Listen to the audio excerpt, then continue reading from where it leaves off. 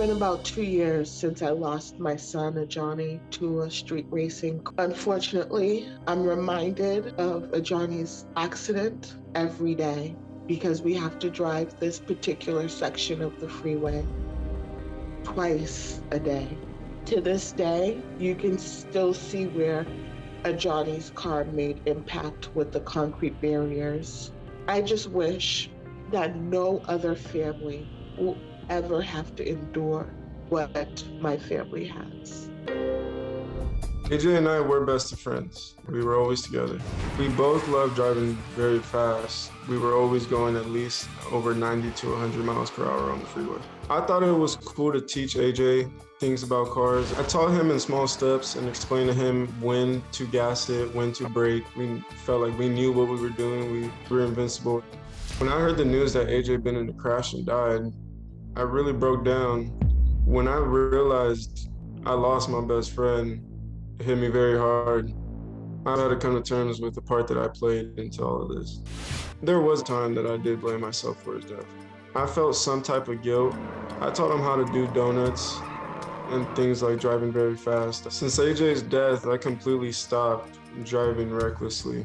When it comes to reckless driving, what people do need to know is not worth your life or anybody else's. I learned that the hard way. Well, Avery, I'm glad you're here to talk about this, and I'm glad you've made the decision to stop. That's the important thing here. The thing you can do to continue to be his best friend is to be a good example of what not to do at this point. And I hope you don't spend your life beating yourself up over a bad choice that he made. I did blame myself for a short time, but of course, like you said, he had his own decisions. And he was the type of person to make his own decisions and not be influenced just by anything I would say. So, no, I most definitely dealt with those issues. And, speak up on it when you get a chance to, like you're doing today. So thank you for doing that. Most definitely, I'm glad thank that you. you're not doing what you're doing. Thank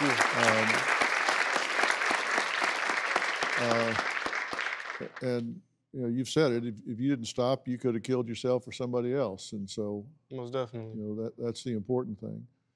But, Brent, you and Nash think you do this differently, and so this doesn't apply to you. You're invincible to this, I guess. Nash, what do you think? I wouldn't say I'm necessarily invincible, but I always try to assess the risks as best as I can. I try to keep other people out of it as much as possible to the point where I feel like I'm the only one putting myself at risk.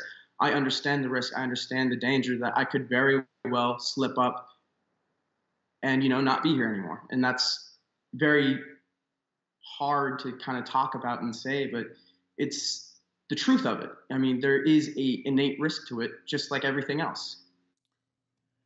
But what's the risk-reward ratio for you? Because you're too valuable to put yourself at risk. Like, as your dad said, it doesn't have to come down to your skill, or it's the roads, it's the uncontrolled variables. It's just not worth it.